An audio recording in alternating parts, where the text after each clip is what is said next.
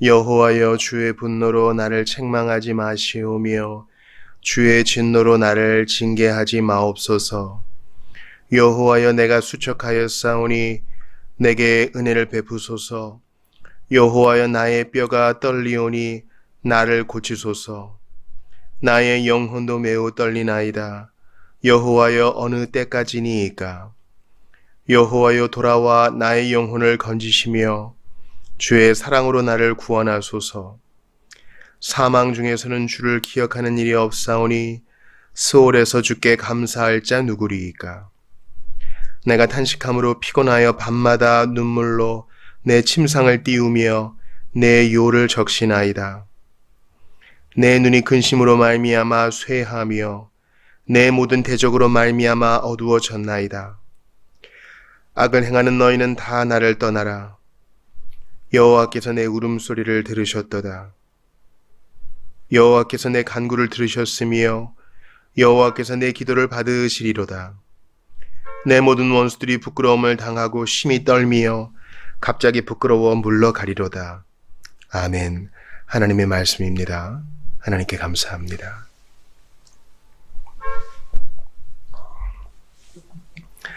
시편 6편에서 시편 기자는 매우 곤고한 상황 가운데 있습니다.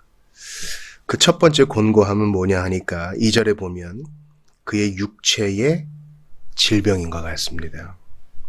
여호와여 내가 수척하였사오니 내게 은혜를 베푸소서. 여호와여 나의 뼈가 떨리오니 나를 고치소서. 뼈가 떨릴 지경이라면 몸에 큰 질병이 있는 것이 분명해요.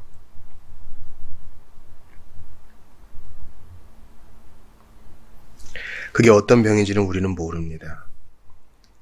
그런데 이 시편 기자는 어떻게 해석하느냐? 이 뼈의 떨림, 이 육체적 질고는 1절에 보니까 주의 분노와 진노, 혹은 그로 말미암은 책망과 징계인 것입니다. 주님께서 책망하시지 않고 징계하시지 않는 질병이 있어요.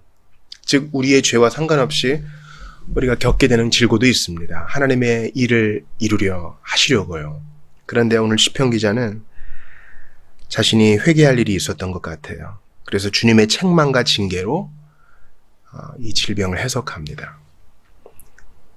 시편 기자는 이뿐만이 아닙니다. 육체적 질병뿐만 아니라 다른 어려움도 있었는데 3절에 나오죠. 같이 봅시다.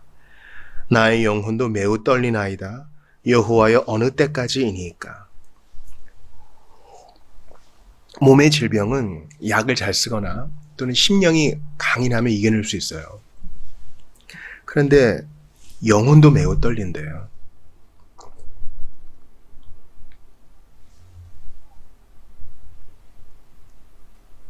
그래서 육체와 영혼이 모두 지금 곤고한 가운데 있습니다. 그래서 하나님께 간절히 울부짖는 것이 오늘 본문의 주된 골자입니다. 그것이 어떤 죄악인지는 모르나 4절 보니까 여호와여 돌아와 나의 영혼을 건지소서. 주의 사랑으로 나를 구원하소서. 지금 주께서 자기를 떠나셨다고 느끼고 있어요. 교리적으로는 그럴 순 없죠. 그러나 우리의 죄악으로 말미암아 하나님과의 친교가 끊어지면 주님이 떠나신 것처럼 느낄 때가 있어요. 이것을 영혼의 깊은 영혼의 밤이라고도 하는데요. 구름 가운데 자신의 얼굴을 가리시는 하나님이라고도 표현하는데요. 그렇게 주님과 거리감을 느껴요.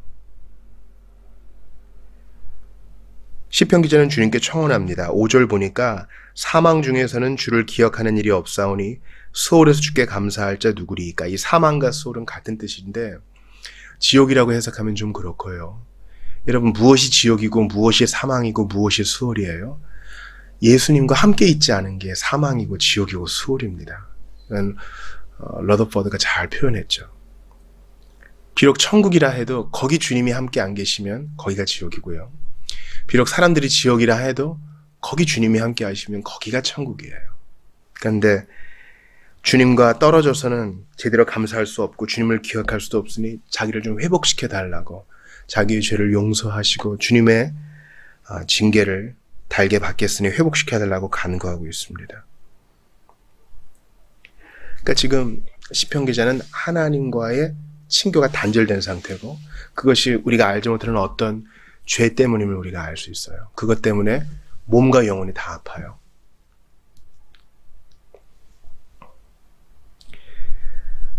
육장의 표제를 보면 다윗이라고 나와 있습니다. 다윗이 언제 이 시편을 썼는지 몰라요. 그러나 우리가 감히 짐작해 볼 수 있는 것은 그의 밧세바 간음 사건, 평안한 이제 왕정 시대가 도래했는데 오히려 타락했을 때가 아닌가 생각이 들어요. 왜냐하면 6절 보니까 침상을 띄우며 침상에서 요를 적신다 그랬거든요. 물론 이제 밤에 누웠을 때 내 심장이 나를 교훈하기 때문에 밤에 내가 미처 회개하지 못하고 하나님 앞에 범죄한 것들 때문에 눈물을 흘릴 수도 있지만 그가 또 이 침상에서 범죄했거든요.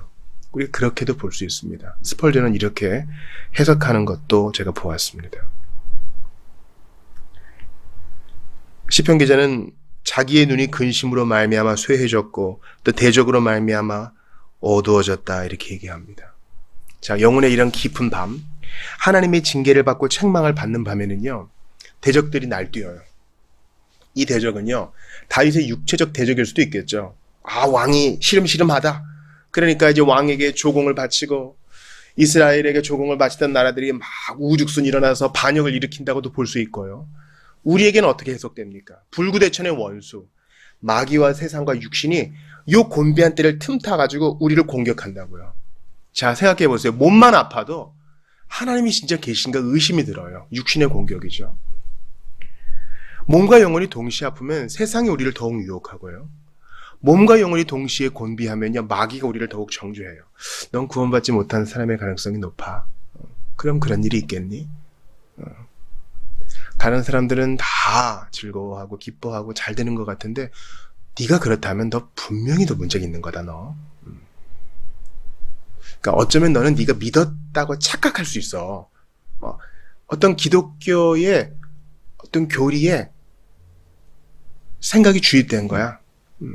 세뇌된 거지. 그래서 너는 그렇게 시간을 좀 낭비했어. 너 어떻게 했니? 여기까지 왔는데 이제 정신 차려. 마귀와 세상과 육신은 우리의 몸이 아프고 영혼이 아플 때 주님의 징계와 책망의 때에 같이 편승해서 우리를 공격합니다. 그러니 우리가 더욱더 죄를 멀리해야 되겠죠. 저는 오늘 본문을 택하고 싶지 않았습니다. 그런데 지난 시간에 시편 5편을 했기 때문에 기도회 때 정말 우리가 기도하러 모였기 때문에 시편을 보는 것은 참으로 합당하다는 우리 이성훈 교수의 말을 개척 때도 많이 새겨 들었는데 다시 한번 새겨 들으면서 힘들지만 시편을 다시 보게 돼요. 이렇게 연구하니까 정말 꿀물이 나오더군요. 영혼의 단비가 내렸습니다. 호세아 6장 1절을 보세요. 여호와께서 우리를 찢으셨으나 도로 낫게 하실 것이요 우리를 씌었으나 싸매어 주실 것입니다. 저의 목회의 지난 10년은 하나님이 낫게 하심, 하나님이 싸매어 주실 것임에 집중하고 있었어요. 의도적으로 여호와께서 우리를 찢으시고 여호와께서 우리를 치셨다는 것은 피하고 싶었어요. 제가 주중에도 이혼과 재혼, 불화 이런 것에 대해서는 그동안 잘 다루지 못한 것에 대해서 새벽에 회개했습니다. 여러분, 하나님이 우리를 찢으실 때가 있고 우리를 치실 때가 있어요. 이게 복음이에요. 이게 복음의 내용이라고요. 하나님이 세상을 이처럼 사랑하사 독생자를 주셨으니 이는 누구든지 저를 믿는 자마다 멸망치 않고 영생을 얻게 하려 하심이라. 우리는 여기에서 이 복음 중에 복음이라고 하는 요한복음 3장 16절에서 우리가 좋아하는 어구 단어만 취해요. 영생, 독생자, 사랑. 그러나 세상과 멸망에 대해서는 집중하지 않아요. 세상이 어떤 세상입니까? 하나님을 반역한 세상, 하나님께 무기를 든 세상. 또 멸망은 뭡니까? 하나님과의 관계가 떨어져 꺼지지 않는 지옥불의 형벌, 살았으나 이미 죽은 자처럼 이 땅에서 당하는 형벌, 믿지 않은 자는 이미 심판을 받은 것이요. 그것은 잘 안 다뤄요. 복음에는 찢으심과 치심의 요소가 들어있습니다. 곡식을 추수할 때 바람을 일으켜서 깨끗한 알곡을 모으는 것처럼 영혼은 견책을 통해서 깨끗해집니다. 이러한 주님의 징계와 책망이 없다면 우리의 영혼은 깨끗해지지 않고 성장하지도 않고 성숙할 수도 없어요. 오늘 본문의 1절에 책망과 징계의 밑줄을 치셔야 돼요. 책망이 없으면, 징계가 없으면 사생자입니다. 우리를 징계하셔서 영혼을 부욕케 하는 그 존귀한 주님의 손을 떠나가도록 기도하는 것은 어리석은 일입니다.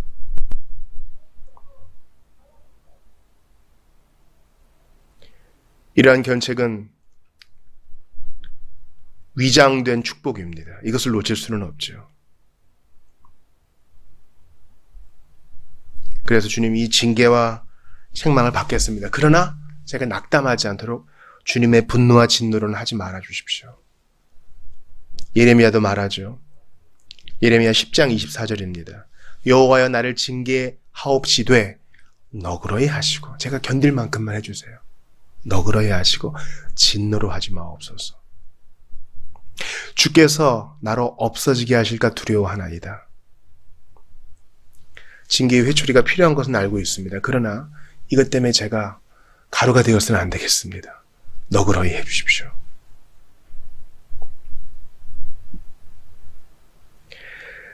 은혜로우신 하나님께서 우리를 징계하실 때에 이 징계를 통해서 교훈을 받도록 우리는 기도해야 합니다. 또한 주님께서 언약의 사랑 가운데서 징계하실 것을 믿고 기도해야 합니다. 시편 기자는 분노로 징계하지 말아주시고 진노로 책망하지 말아달라 그랬죠. 우리는 확실히 믿고 나아갈 수 있어요. 왜냐하면 이 분노와 진노와 이것을 예수님께서 십자가에서 다 담당하셨기 때문입니다. 기억하세요. 주님이 우리를 책망하시고 징계하실 때는 이놈 죽어봐라 진노하시는 게 아니에요. 이놈 당해봐라 분노하시는 게 아니라고요. 그 분노와 진노는 십자가에서 예수 그리스도가 대신 다 받으셨습니다. 그러므로 우리가 책망과 징계에 쓴 즙을 마실 때에 하나님의 선한 손 안에 내가 있다라는 것을 기억하며, 이것이 없으면 사생자요, 이것이 없으면 잘할 수 없고, 이것이 없으면 깨끗해질 수 없다는 사실을 믿으며 나아가시기를 바랍니다.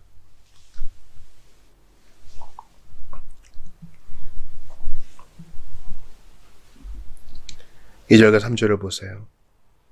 여호와여 내가 수척하였사오니 내게 은혜를 베푸소서, 나를 고치소서. 우리가 어떤 상황 가운데 있어서도요, 은혜를 베풀어 달라는 기도를 잊으시면 안 돼요. 다시 한번요. 다윗이 저지른 죄가 어떤 것인지 우리 몰라요. 추정만 할 수 있을 뿐이죠. 그 죄가 어떤 것이든지 간에 주님 저를 긍휼히 여겨주세요, 은혜를 베풀어 주세요 를 기도하지 못할 만큼 악한 죄는 없어요. 여러분 아시겠죠? 제가 주중에 경험한 거 하나 나눌게요. 산상수훈을 다루었습니다. 우리 주님께서 이혼에 대해서 엄히 말씀하셨어요. 하나님께서 짝지어 주신 것을 사람이 나눌 수 없다. 그 당시에 이혼이 너무 성행했거든요. 그래서 그냥 이혼 증서만 딱 써주면 할 수 있다라는 해석이 지배적이었습니다. 그러나 주님은 가늠한 연고 없이 그렇게 이혼하는 것은 가늠케 하는 것이다 했어요. 여기에 대한 우리의 결론은 뭐예요? 산상수훈은 신자들을 위한 거예요. 우리의 삶의 지침이죠. 마음이 가난한 자, 심령이 가난한 자가 마땅히 해야 될 삶의 지표라고요. 근데 완벽하지 않죠. 우리는 죄의 본성을 안고 있기 때문입니다. 그래서 우리의 현실 사회에서는, 우리의 교회의 현실에서는 여러 가지 비틀거림이 있어요. 불화를 겪는 가정도 있고, 이혼을 한 가정도 있고, 재혼을 한 가정도 있고 그래요. 여기에 대해서 나름대로의 기준이 있지만 억압할 수 없어요. 왜냐하면, 잘 들으세요, 특별히 이혼과 재혼과 이런 불화는 사람들의 입방아에 자주 오르내리죠. 입에 오르내린단 말이에요. 그래서 자칫 그것이 다른 죄보다 더 악한 죄로 여겨질 때가 있어요. 그게 아니에요, 여러분. 용서받지 못할 죄, 성령해방죄가 있을 뿐 모든 죄는 하나님 앞에 동등합니다. 만약에 그런 얘기를 들으면서 나는 아닌 척 고상한 척 하면서 들었어? 곧 헤어질 거래, 이러면서 은근히 남의 사정을 보기를 좋아하는 관음증적 태도를 보이는 것 역시 같은 질의 죄라는 것입니다. 그러니까 우리는 다 주님 앞에 같은 형편이에요. 우린 다 은혜가 필요해요. 주님 은혜를 베풀어 주세요. 제 형편이 이렇습니다. 제가 아프고 기진하이니까 이제 제 형편을 압니다. 제가 옛날에는 아프지도 않고 일이 잘 될 때는 하나님이 좀만 도와주시면 된다고 생각했는데 이제 이 지경이 되니까 주님 없이는 난 아무것도 아니라는 것을 깨달았습니다. 내가 저 형제 자매보다 좀 낫다고 생각했지만 전혀 그렇지 않음을 고백을 합니다. 여러분 기억하세요. 이 다윗 나쁜 놈, 우리도 다를 바 없어요. 똑같은 사람이라고요. 더 낫고 덜 낫고 하나님 입장에서는요 다 같은 주님의 자녀예요. 그러니 용서받지 못할 죄가 없다는 것을 기억하시고 너른 품을 가져야 돼요. 그리고 나부터 잘하면 돼요. 주님 제게 은혜를 베풀어 주세요. 제가 지체를 판단하는 아주 못된 습성을 가지고 있습니다. 주님 제게 은혜를 베풀어 주세요. 제 몸의 질고가 너무 심해서 정말 하나님을 향한 믿음이 꺾일까 두렵습니다. 주님 제게 은혜를 베풀어 주세요. 저는 정말 씻지 못할 죄를 지은 과거가 있습니다. 제게 은혜를 베풀어 주세요. 주님 제게 은혜를 베풀어 주세요. 제가 멀쩡한 것 같지만 지금도 유혹을 받고 있습니다. 티가 안 날 뿐이지 유혹을 받고 있습니다. 저를 도와주세요. 우리가 이렇게 나아간다면 우리는 이미 한 가족이요. 한 운명 공동체요. 더욱더 서로를 있는 모습 그대로 사랑할 수 있게 될 거예요. 기억하세요. 내가 그래도 저 사람보다 조금은 낫지 않을까 하는 마음이 드는 순간 예수님이 독사의 새끼라고 한 바리새적인 태도를 취하는 것입니다. 독사의 자식 되지 마세요. 우리는 하나님의 자녀요. 내 영혼을 먼저 돌봐야 됩니다. 그가 이렇게 주님을 간절히 기다립니다. 사실 이러한 고통은 예수께서 겟세마네에서 그죠? 십자가에서 이미 다 담당하신 거죠. 시편 기자는 자기의 죄 때문에 자기가 죄를 저지른 침상에서 애통했지만 우리 주님은 인류가 죄를 범한 그 동산에서 기도하시고 그 동산에서 십자가에 못 박히셨습니다. 대신 그 고통을 당해주셨습니다. 그러므로 우리는 끝까지 소망을 가질 수 있는 것입니다. 이제 8절부터 기조가 바뀝니다. 악을 행하는 너희여 다 나를 떠나라. 여호와께서 내 울음소리를 들으셨도다. 아멘. 아멘. 나의 기도의 내용을 들으신 게 아니라 울음소리를 들으셨대요. 우리가 예수님을 생각하면서 눈물 한 방울 흘릴 수 있고 탄식할 수만 있다면 그게 기도입니다. 눈물은 액체로 만들어진 기도입니다. 고난을 당할 때 우리는 조급해합니다. 하나님의 때가 이를 때까지 이 징계를 받아야 함을 잊게 됩니다. 너무 힘들어서 눈물을 흘립니다. 탄식하고 소리를 지릅니다. 주님이 들으셔요. 말도 안 나와요. 그때 울음소리를 들으시는 주님이 마침내 응답하셔서 악을 행하는 불구대천의 원수들을 다 물러가게 하십니다. 예수 이름으로 다 물러가게 하시고 이제 햇빛이 비칩니다. 여러분 C.S. 루이스의 일대기를 다룬 영화가 섀도우랜드예요. 우리는 그림자 세계에 살고 있어요. 그런데 주의 사랑 비칠 때의 기쁨 오네. 온전한 빛의 세계로 나아가는 우리가 순간순간 그때 주님의 빛을 받아요. 그럼 그림자는 물러가고 실체가 보입니다. 그런 거예요. 우리가 기도하고 주님을 기다릴 때 마침내 빛이 비추고 응답이 내려와 불구대천의 원수는 떠나가고 우린 참으로 찬양하게 됩니다. 그러니 여러분 나 자신을 보고 지체들을 볼 때 잠깐 신앙 상태가 안 좋은 것 같아. 안 되겠어. 못 쓰겠어. 문제 있는 것 같아. 죄를 저질렀나 봐. 이렇게 함부로 평가하지 마세요. 우리는 믿음이 내려갈 때 있고 올라갈 때 있어요. 우리 주일에 봤잖아요. 신앙 상태가 좋을 때 있고 나쁠 때 있어요. 구원의 확신은 신앙의 근본 요소는 아닙니다. 그러므로 이런 기회를 타서 각자 하나님 앞에 나아가며 인내하며 주님을 기다려야 됩니다. 9절도 보세요. 여호와께서 내 간구를 들으셨으며 여호와께서 내 기도를 받으시리로다. 아멘. 밑줄을 치세요. 들으셨음 받으시리로다.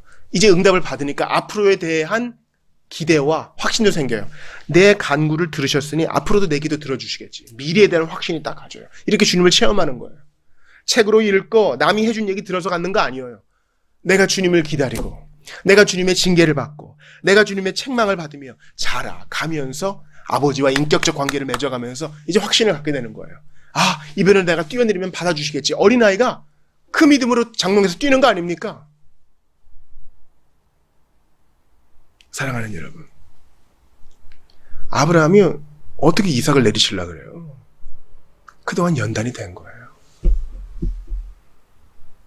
수없이 잔머리를 굴리다가 마침내 주님께 항복하는 삶의 비결을 알게 되니까 기도 응답하시는 주님께 다시 살려주실 줄 믿고 그대로 그냥 믿고 실행하는 겁니다.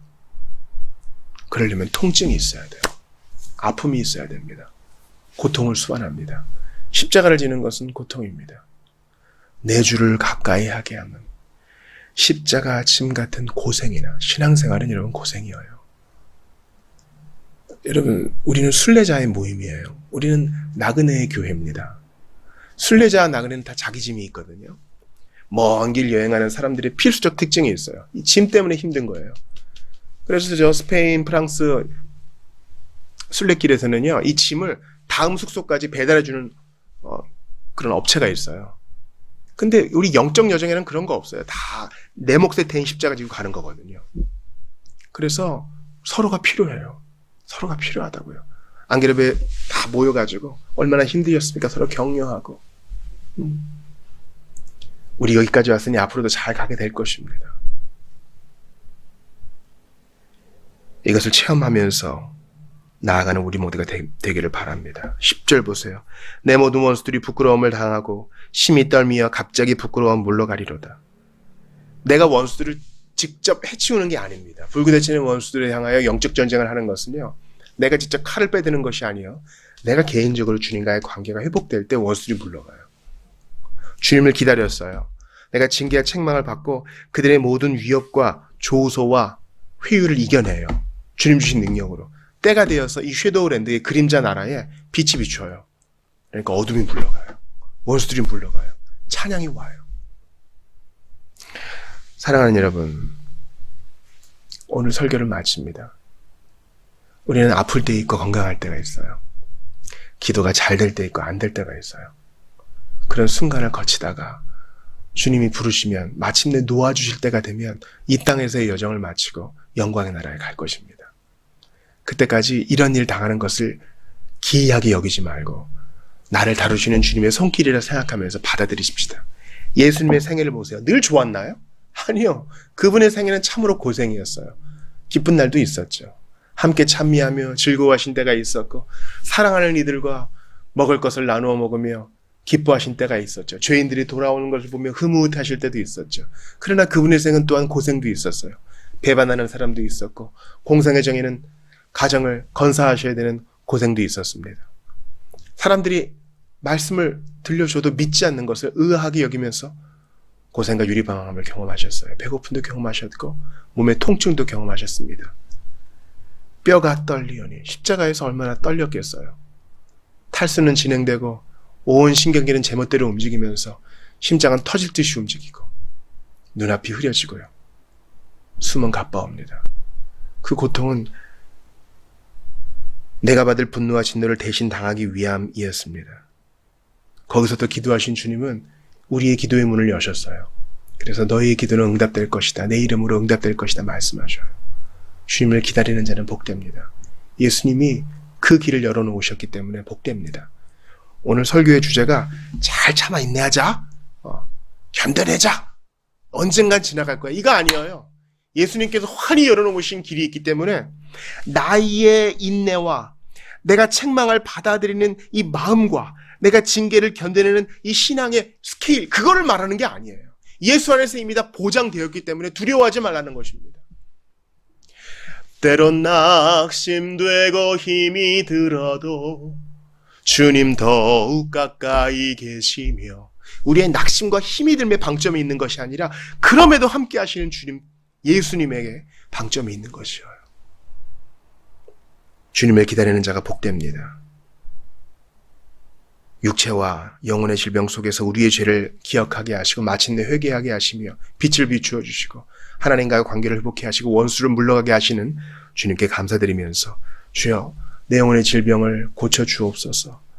내가 지금 책망과 징계를 받는다 해도 주님을 원망하지 아니하고 믿음으로 견뎌낼 수 있도록 도와주시고, 십자가 참으신 예수님을 기억하며 이 한 걸음 한 걸음 순례의 여정 잘 갈 수 있도록 도와달라고 주신 말씀 붙들고 같이 기도하도록 하겠습니다. 같이 기도합시다. 주님께 감사합니다.